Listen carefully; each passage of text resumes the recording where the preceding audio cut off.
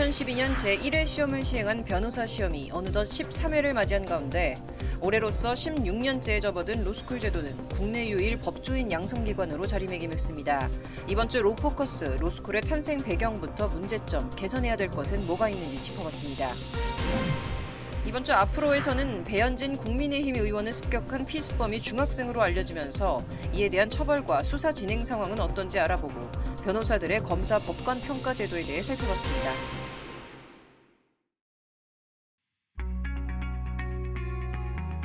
시청자 여러분 안녕하십니까? 로포커스 시작하겠습니다. 여러분은 혹시 법조인의 꿈을 가져보신 적 있으십니까?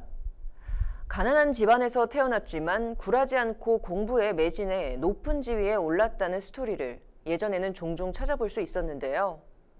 16년 전 로스쿨 제도를 도입한 후엔 개천에서 욕 나오기 어렵다는 우스갯소리까지 나옵니다. 로포커스 이번 주엔 로스쿨 제도에 대해 집중 분석합니다. 먼저 석대성 기자가 문제점을 짚었습니다. 법조인이 되는 길, 여정은 험난하고 비용은 가혹합니다. 평점 평균 4.0 이상으로 4년제 대학을 졸업한 후 법학 적성 시험에 합격해야 합니다. 토익 같은 공인 영어 성적도 필요하고 봉사활동이나 대외활동 경험도 있어야 합니다. 그렇게 로스쿨에 들어가면 3년 동안 공부에만 매진합니다. 과제가 벅차기도 하지만 무엇보다 석사 학위 취득 때부터 5년 동안 5번 안에 변호사 시험에 합격해야 하기 때문입니다. 변시 합격 후엔 법률 사무종사 기관에서 실무를 익히거나 6개월 연수를 마쳐야 단독 혹은 공동으로 사건을 수임할 수 있는 변호사가 됩니다. 법조인이 되기까진 최소 7년 반. 비용은 얼마나 들까? 4년제 대학 등록금과 리트 합격을 위한 학원비, 로스쿨 등록금, 생활비 등을 계산해보니 1억 4천만 원. 오피스텔 전셋값은 있어야 변호사가 될 수 있습니다. 한국장학재단 자료 분석 결과 지난해 로스쿨 재학생 10명 중 4명은 고소득층, 그들만의 리그라는 비판이 나오는 이유입니다. 로스쿨 협의회는 올해부터 장학금 사업을 확대한다는 방침이지만 수저 계급론을 얼마나 타파할 수 있을진 아직 미지수. 사법시험 폐지로 사법연수생이 끊긴 것도 아쉬운 대목입니다. 연수원 교수는 대부분 능력을 인정받은 판사나 검사, 일선 실력자가 자신이 현장에서 겪은 경험과 노하우를 가르치니 연수원 출신은 하나같이 실무 기술을 연수원에서 전수받았다고 말합니다. 일부 사시 출신은 로스쿨 체제를 저평가하기도 합니다. 고가의 장비를 쓰는 을전원의 등록금이 비싼 이유는 납득하지만 책으로 공부하는 법전원의 등록금이 비싼 이유는 모르겠다는 여론도 상당합니다. 대선 당시 서민 로스쿨 공약을 내걸었던 윤석열 대통령. 정부는 현재 직장인을 위한 야간 로스쿨 등을 검토 중입니다. 조희대 대법원장도 사시 도입은 혼란을 줄 수 있다며 방통대나 로스쿨 진학을 통해 기회를 확대해야 한다는 입장입니다. 고비용 대비 실력 저하, 지역 균형 발전 효과 조조, 자질 미달 등 도입 때부터 한국 법제나 정서에 맞지 않다며 온갖 지적을 받았던 로스쿨 제도. 시대 변화에 따른 제도 개혁이 필요한 시점입니다. 법률방송 석대성입니다. 얼마 전 제13회 변호사 시험이 있었습니다. 2012년 제1회 시험을 시행한 변호사 시험이 어느덧 13년을 맞이한 가운데 변호사 시험을 보기 위해 거쳐야 하는 관문인 로스쿨 제도는 국내 유일 법조인 양성기관으로 자리매김했는데요. 올해로 16년째에 접어든 로스쿨 제도, 그동안 어떤 길을 걸어왔을까요? 로스쿨의 탄생 배경을 따라가 봤습니다. 다양한 사회 경험을 겸비한 여러 직역의 법조인 양성. 로스쿨 제도는 이른바 고신앙인 폐해를 없애고 다양한 학부와 전공을 지닌 법조인을 양성하겠다는 목표로 지난 2009년 도입됐습니다. 즉 능력 있는 인재들이 고시에 인생을 낭비하여 국가적 인재 낭비라는 결과를 맞고 다양한 전공을 가진 법조인들이 활약해 전체적으로 사회 발전을 도모하자는 게 그 목적인 겁니다. 로스쿨 제도 도입이 처음으로 국내에 시도된 건 1990년대 김영삼 정부로 거슬러 올라갑니다. 지난 1995년 김영삼 정부는 세계화 추진위원회를 설치하고 사법개혁의 일환으로 로스쿨 도입을 추진했습니다. 그러나 사시 출신 정치인들을 비롯한 법조계의 강력한 반발로 무산됐고 이후 김대중 정부에서도 로스쿨을 도입하고 사법고시를 폐지하는 방안을 검토했지만 역시 반발 여론에 밀려 다시 수면 밑으로 가라앉게 됩니다. 그렇게 사시 폐지와 로스쿨 도입은 흐지부지 되는 듯했으나 2005년 전환점을 맞이합니다. 참여정부가 꾸린 사법제도 개혁추진위원회가 2005년 10월 법학전문대학원 설치 운영에 관한 법률안을 국회에 제출하면서 로스쿨 도입 움직임을 본격화했기 때문입니다. 당시 위원회는 로스쿨 설치 필요성으로 특정 대학 전공에 쏠린 사법부 획일주의 탈피, 고시낭인 양산에 따른 부작용 완화, 실무형 법조인 양성, 변호사 수 증가를 통한 법률 서비스 비용 저감 등을 근거로 들었습니다.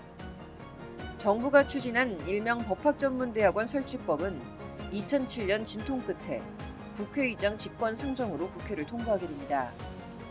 이어 이명박 정부가 2009년 변호사 시험법을 통과시키며 2017년 12월 31일 사시 폐지는 현실화됐습니다. 로스쿨 탄생 16년, 사시 합격을 통한 법조 귀족, 법조 카르텔을 깨자는 당초 목적에 맞게 잘 운영되고 있을까요? 법조 개혁의 일환으로 시행됐지만 현재 로스쿨은 또 하나의 법조 귀족 그룹을 탄생시키고 계층 이동에 사다리를 걷어차는 부작용을 낳고 있다는 지적도 나옵니다. 만 15년이 지난 지금 제도의 전면적인 점검을 해야 하는 것은 아닌지 깊게 고민해봐야 할 때입니다. 법률방송 신세아입니다. 이같이 사법고시로 인한 문제점을 해결하기 위해 도입된 로스쿨 제도.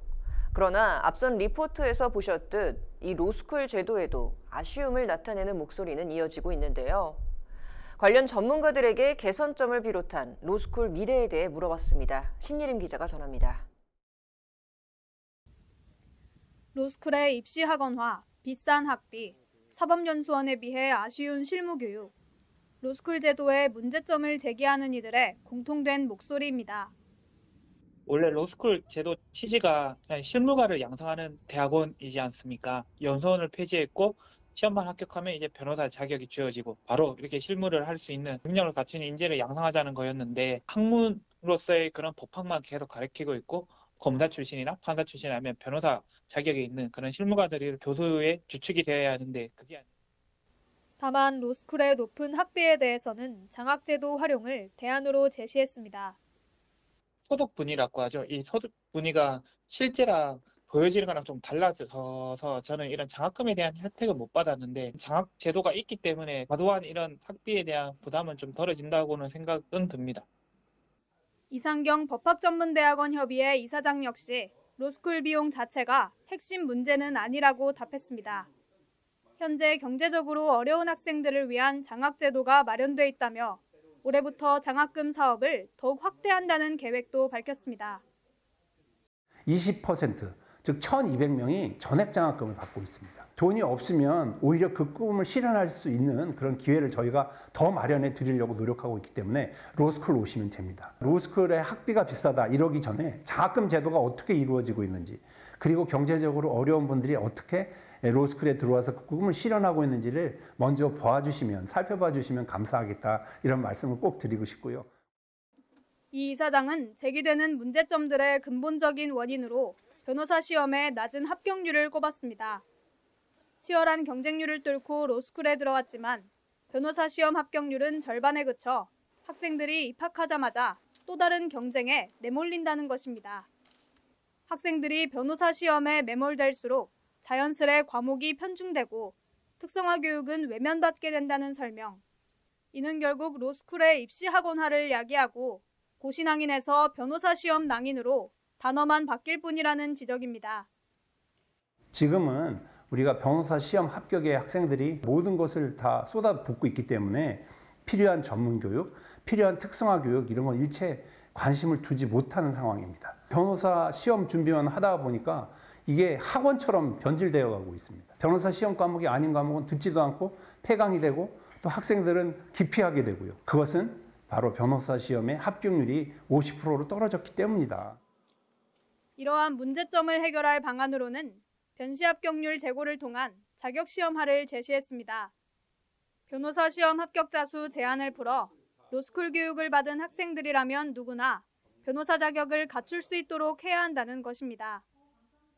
향후 한 5년에 걸쳐서 5%씩 증대해서 75% 합격률만 유지해 주신다면 불합격자 수가 급감하고 합격자 수의 일정한 수준을 유지할 수 있게 되는 자격 시험화로 가게 될 것이라고 생각합니다. 로스쿨 정원 증대를 말씀드리는 게 아니라 로스쿨에 입학한 학생 모두가 다 변호사 시험을 합격해서 변호사 자격을 갖게 만들겠다라고 하는 그것이 바로 모든 문제의 해결점이다라고 말씀드리는 것입니다.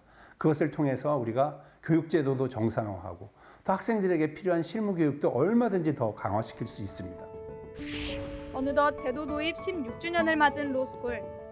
다양한 전공 지식과 경험을 가진 인재를 법조인으로 양성한다는 본래 취지를 이어갈 수 있도록 지속적인 관심과 노력이 요구되는 때입니다. 법률방송 신예림입니다.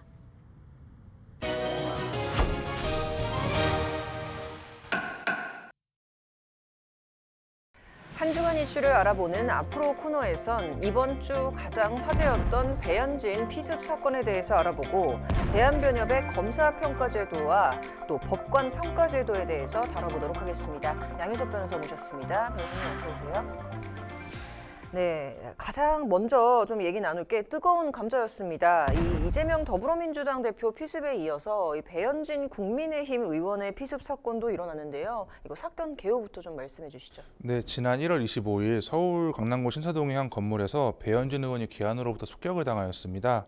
피의자는 배현진 의원과 대화를 나눈 뒤 배 의원이 몸을 돌리자 이 돌덩이로 후두부를 가격해서 1cm의 열상을 가하였는데요.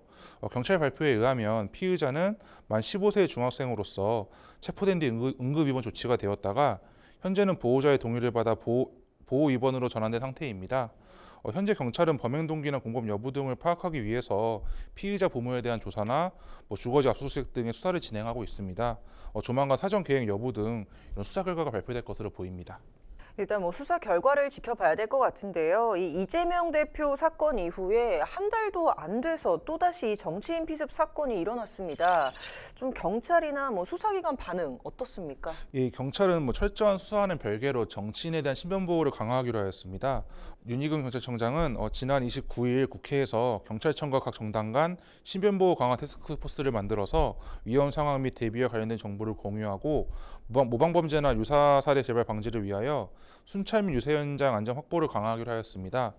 뿐만 아니라 사이버상 모방 범죄나 정치인에 대한 협박글이 확산되지 않도록 모니터링을 강화해서 이러한 글들을 삭제하고 게시자를 추적 검거할 예정이라고 발표하였습니다. 이 배현진 피습 가해자, 이 중학생이라고 알려지면서 더욱 좀 이목이 집중되고 있는데요. 중학생이면 어떠한 처벌을 받게 될까요? 일단 피의자는 돌덩이를 이용해서 배 의원의 후두부를 여러 차례 가격을 하였습니다. 범행 장면을 보면 형법상 특수상해 적용에는 큰 문제가 없을 것으로 보이는데요. 피의자의 범행 동기를 비롯해서 사전에 계획을 했는지 등에 따라서 살인미수 혐의가 적용될 가능성도 있을 것 같습니다. 다만 피의자는 범행 직후에 본인이 촉법소년이라고 주장을 했다는 것으로 알려져 있는데요. 형사처벌을 할 수 없는 형사 미성년자는 만 14세 미만이기 때문에 만 15세인 피의자는 형사처벌이 가능한 범죄소년에 해당이 됩니다. 이러한 경우는 소년보호 사건으로 진행이 되어서 보호관찰이나 소년원 송치 같은 보호처분을 받을 수도 있고 형사재판으로 진행이 되어서 실형을 선고받을 수도 있습니다. 앞으로 좀 어떤 방향으로 진행을 될지는 좀 지켜봐야 될 것 같습니다. 네, 일단은 촉법소년 주장을 했지만 이제 아니라는 게 밝혀져서 어떻게든 처벌을 받게 될 것으로 보이고요. 법조계 동정으로 좀 넘어가 보겠습니다. 변호사가 검사와 법관을 평가하는 제도가 국내에 있다고 하는데 이거 어떤 건지 소개 좀 해주시죠. 네, 먼저 검사평가제도에 대해서 좀 말씀을 드리겠습니다. 이 대한변호사협회는 2015년 국민의 인권 침해 방지와 변호인의 참여권 보장, 검찰권 견제 등의 목적으로 검사평가제도를 도입하였습니다. 대한변협은 2015년부터 현재까지 매년 검사평가를 실시해서 그 결과를 발표하고 검사평가 사례집을 발간하고 있습니다. 한편 법관평가 제도는 2008년에 서울지방변호사회가 공정한 재판 진행과 적법 절차를 독려하는 문화 조성을 목적으로 최초로 시행한 이후에 현재는 모든 지방변호사회에서 시행을 하고 있습니다. 이 각 지방변호사회는 매년 법관평가를 실시하여서 소속 회원들의 법관평가 자료를 취합해서 우수 사례, 하위 사례뿐만 아니라 우수 법관과 하위 법관을 선정을 하고 있습니다. 네, 이번 평가 결과가 어땠는지 궁금한데요. 검사 평가 결과부터 좀 말씀해 주시죠. 네, 대한변협은 지난 19일 2023년 검사평가 결과를 발표하고 이를 법무부와 대검찰청에 전달하였습니다. 2023년 검사평가 평균 점수는 84점대로 2022년 82점, 평가 첫 해인 2015년의 74점과 비교한다면 평가 점수는 점차 향상되는 것으로 보였습니다. 우수검사로 서울 동부지방검찰청의 김은정 검사를 비롯해서 수사검사 7명, 공판검사 8명, 총 15명의 검사를 선정하였고 하위검사로 수사검사 5명, 공판검사 4명, 총 9명의 검사를 선정하였습니다.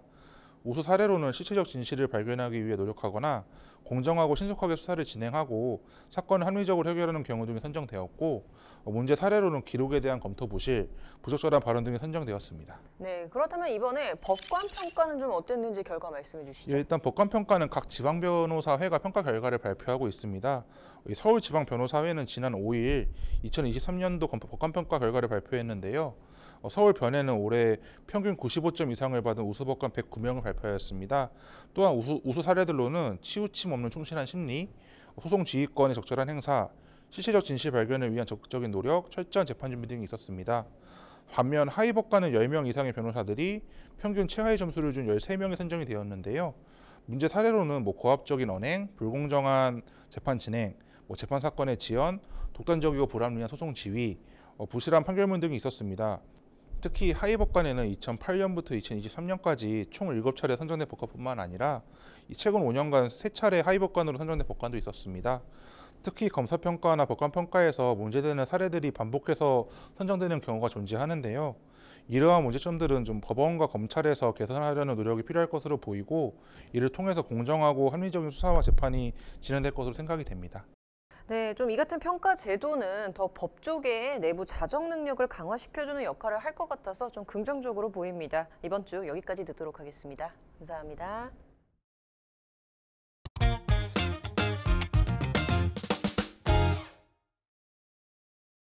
전문가가 말해주는 돈 되는 법. 저희 방송을 꾸준히 시청하신 분들께서는 좀 익숙하실 주제입니다.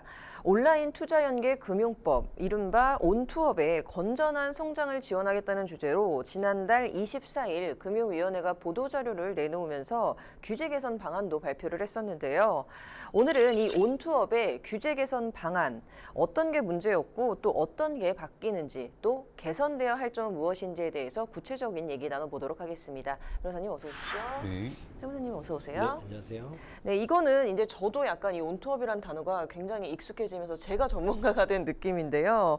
일단은 온투업이 또 어떤 것을 말하는지 모르시는 분들도 계시니까요. 일단 간단한 설명이 필요할 것 같습니다. 정확히 무엇을 하는 금융업입니까? 네, 먼저 기자님께서 이제 전문가가 되셨다니까 제가 다 뿌듯합니다. 네. 네. 온라인 투자 연계 금융업법이란 것은 원래는 이제 P2P 대출이라고 불렀습니다. 간단히 말씀드리면 돈을 빌리려는 사람, 이 차입자랑 돈을 빌려주려는 사람, 그 투자자라고 하는데요. 네. 이 둘을 매칭시켜주는 플랫폼을 운영하는 것이 주된 업이라고 보실 수 있습니다. 일반적인 채권 채무 관계랑 조금 차이가 있는 게 보통은 이제 돈 빌려주는 사람이 이제 채권자가 되는데 여기서는 그 투자자가 되기 때문에 이들이 온투 업체에 돈을 모아주면 온라인 투자 연계 금융업자가 차입자한테 돈을 빌려주는 이런 관계로 이제 구성이 되고요. 네. 그다음에 온라인 투자 연계 금융업자는 채무자로부터 원리금을 받으면 이를 투자자들한테 분배해주는 역할을 하게 됩니다. 네. 자, 그렇다면 은행 등에서 돈을 빌리기에는 좀 신용이 낮은 사람들, 그리고 높은 수익률을 얻고 싶어 하는 사람들에게 좀 좋은 기회가 될 수도 있어 보입니다. 자, 본격적으로 얘기를 하기에 앞서서 좀 현재 규제가 어떻게 이루어지게 되고 또 어떤 내용들이 있는지 좀 세무사님이 말씀해 주시죠. 네, 그 말씀하신 것처럼 초기 이제 온투법은 대부 업체들이 자금을 공급하고 플랫폼을 별도로 만들고 운영하면서 시작이 되었습니다. 근데 이제 별다른 규제가 없이 운영이 되다 본 거니까 아무래도 이제 대출 심사가 부실하게 이루어져서 거기에 따른 이제 투자금을 돌려받지 못한다던가 아니면 플랫폼이 투자자의 투자금을 유용한다던가 하는 문제가 굉장히 빈번해지고 있었습니다. 그래서 네. 새로운 법을 제정해서 투자자와 차입자 양쪽을 보호하는 제도가 제정하게 된 건데요. 온라인 투자 연계 금융업 및 이용자 보호에 관한 법률, 온투업자의 주요 정보 공시 등을 의무화하는 것을 통해서 앞서 말씀드린 문제를 좀 체결하려고 한다라고 말씀드릴 수 있습니다. 네, 그렇다면 한번 이제 추진 방안을 좀 살펴보겠는데요. 첫 번째 목차가 이 온투법 금융 이용자 편의 개선이라고 해서 연계 투자 상품 비교, 뭐 또 추천 서비스를 허용하겠다라고 했는데 이게 정확히 어떤 의미죠? 네. 아까 말씀드린 것처럼 온투업자는 서로의 그 플랫폼에서 홍보가 어렵습니다. 자기 플랫폼으로만 이제 홍보를 해오는 그런 경향이 있었고요. 네. 그러다 이제 투자자 입장에서는 나도 한번 투자를 해보고 싶다라고 했는데 이게 50개가 넘는 업체를 하나하나 클릭해가지고 또 상품을 비교를 해야 돼요. 그렇게 되면 이제 너무나도 어렵죠. 이런 방식으로 이제 하게 되면 아마 검색을 하다가 지칠 수 있습니다. 그리고 이제 추가로 대출 모집 또 대출 비교 서비스는 이미 이제 여러 개의 그 업체를 이제 그 광고를 보고 어떤 것이 나한테 유리한지 이렇게 비교를 해볼 수 있는 그런 또 서비스가 있는데요. 그래서 이제 투자 모집에 관한 서비스나 플랫폼은 이제 등록 관련 제도 자체가 이제 좀 미비해가지고 대출은 비교가 되는데 근데 요 온라인 투자 연계 금융 투자는 또 비교가 안 돼서 불편함이 있었는데 이것들을 이제 허용을 해주겠다. 라는 취지로 보도자료를 낸 것입니다. 네, 다음으로 이 개인 투자자 투자 한도 확대를 볼 텐데 이거는 좀 어떤 배경이 있나요? 네, 그 태양광이나 풍력 발전과 같은 신재생 에너지 발전소 건설 사업은 관련 법령에 따라 가지고요. 지역 주민이 투자에 참여하게 된다라고 한다면 가중치가 적용되면서 높은 수익을 기대할 수 있습니다. 최근에는 원활한 자금 조달을 위해 가지고 온투 업체들을 통해서 이러한 사업에 투자금 모집을 하는 경우가 많아졌는데요. 이렇게 된다고 하면 온투법에 따라서 일반 개인 투자자는 같은 차입자에게 500만 원까지밖에 투자를 할 수가 없는 좀 문제점이 있었습니다. 그래서 투자 한도가 정해져 버리는 셈이 되는데 이런 경우에 한하여 한도를 3천만 원까지도 확대해 주겠다라고 하는 게 핵심적인 내용입니다. 네, 그럼 마지막으로 주선 업무 수수료 수취 제도 개선 부분에 대해서 얘기를 해볼 텐데요. 이 부분이 정확히 어떤 점에서 개선이 필요한 걸까요? 네, 그 온투 업체에 문을 두드리는 모든 차입자가 다른 금융기관에서 안 받아줄 정도로 신용도가 낮았거나 아니면 사정이 곤란한 법은 없습니다. 온투 업체가 만약에 우리가 심사해 줄 테니까 이 정도면은 은행 대출을 받아도 될 것 같은데 하고 다른 금융기관에 대출 주선을 해줬다라고 한다면 차입자 입장에서는 더 나은 금리로 대출을 받을 수가 있게 되고요. 전체 금융시장의 관점에서 보아도 이제 바람직할 수밖에 없거든요. 그런데 지금은 온투 업체가 차입자에게 수수료를 받을 수가 없기 때문에 굳이 주선을 해줄 이유를 찾지 못하고 있습니다. 이러한 규제적인 목적을 달성하기가 어렵기 때문에 아무래도 이 부분을 개선해서 조금 더 많은 사용자를 늘려야 되겠다라는 취지로 설명드렸습니다. 자, 여태까지 좀 규제 개선 방안에 대해서 들어봤는데요. 이 규제 현실화를 위해서 좀 금융당국이 많이 고심한 흔적도 보입니다. 자, 마지막으로 온투업 활성화에 추가로 좀 필요한 개선 방안이 있다면 어떤 것이 있는지 여쭤보겠습니다. 네, 근데 이 온투 업체들은 아무래도 이제 저축은행 등 기관 투자 허용에 대해서 좀 관심이 가장 많을 겁니다. 근데 이 기관 투자자가 허용된다 할지라도 이 기관 입장에서는 보수적으로 자신들이 좀 익숙한 개인 신용 대출 또는 주택담보대출 위주로 취급하는 업체로 좀 관심이 기울 수밖에 없는 면이 있었습니다. 그래서 좀 다른 담보나 아니면 뭐 소상공인들 대출을 취급하는 업체들에도 도움이 될 수 있는 투자자 활성 방안이 있으면 좀 좋을 것 같습니다. 이 업에 대해서 이제 그 인식을 이제 조사한 것이 한국금융소비자보호재단에서 좀 조사를 했는데요. 여기서 보면 온투업보다 훨씬 역사가 짧고 아직 법령상 준비도 안 돼 있는 조각 투자와 비슷한 정도의 인지도와 이용률을 나타내고 있습니다. 이런 거 보면 아무래도 현재까지는 좀 제도가 매력적이지 못했다. 뭐 이렇게 볼 수 있어서 이런 부분이 좀 개선될 필요가 있습니다. 네. 자, 이번 주 온라인 투자 연계 금융업 개선 방안을 두고 좀 얘기해 보았는데요. 다음 주에도 유익한 컨텐츠 들고 찾아뵙도록 하겠습니다. 감사합니다.